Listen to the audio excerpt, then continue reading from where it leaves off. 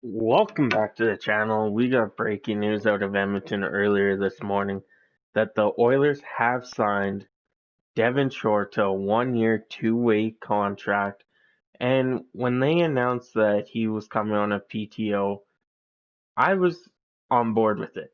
This guy knows how to score in the NHL. Yes, he's not your second, third line scorer. He's your fourth line guy that could grind it out, put the puck in the net, and play those smaller minutes and still produce for the Edmonton or for whatever team he's on, and now the Edmonton Oilers.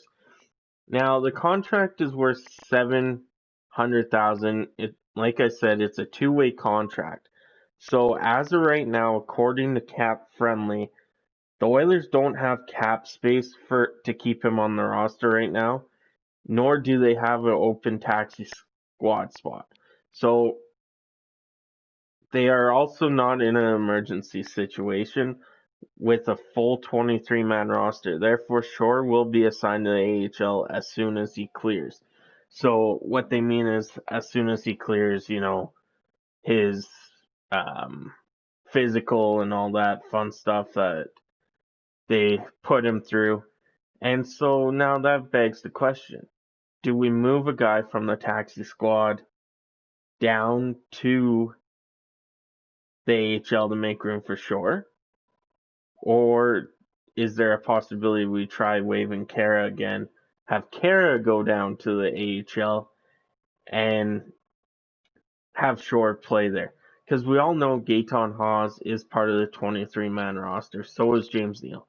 So there's no problem when they get back healthy that they could just go straight on the roster. We'll be fine. Now, I don't believe this is an AHL signing. Like, yeah, he has to go to Bakersfield because of what our roster looks like. But when was the last time the Edmonton Oilers could say they sent down an NHL player to the AHL because they had too much depth? It's been a while. And I'm excited for the season to open up tonight. It's going to be a good season. I can already feel it. And hopefully Devin Shore does come up and play for the Edmonton Oilers. I believe he could be a penalty killer. I believe he can be that fourth line that puts up, 20 points a season. He's only here for 1 year to start. But what if we bring him up and he scores 20 points this season, 30 points? That's better than what our fourth line does ever. And with Gaetan Haas and Shore, I believe that could happen. I don't believe Jujhar Khaira is a 12th forward. I believe he's more like the 13th, 14th, 15th forward for the Edmonton Oilers. And, I'm just excited. This is a good signing by Ken Holland. Gives us more depth than we already had. And it is what it is. I'm just excited for this season to open. Ken Holland has came in here, give Chiarelli credit. I know that's horrible to say. He did draft some decent guys like McDavid and, Caleb Jones, Ethan Bear. But he made a hell of a mess signing Lucic. He made a hell of a mess in other ways. And Ken Holland has came in here and said, you know what, give me a few seasons because, you can't change a whole team in one season. It's impossible. You can't even do it in a video game. It's impossible in real life. So Ken Holland just said, you know what, let me take over and give me a few years. And look, we're in his, second year, third year?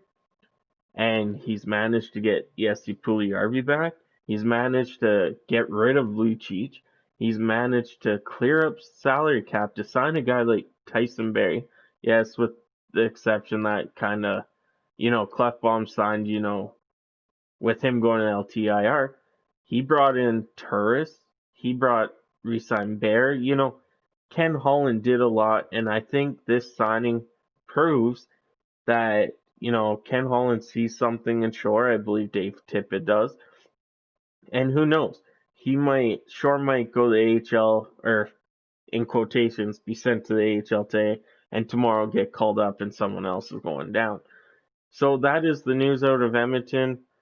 I will have a pregame going up about 3:30 Mountain Time just because I got to work at 4:30, but luckily I'm off before the game starts. And I hope you guys have a great rest of your day. I'll catch you on the next one. Stay safe out there.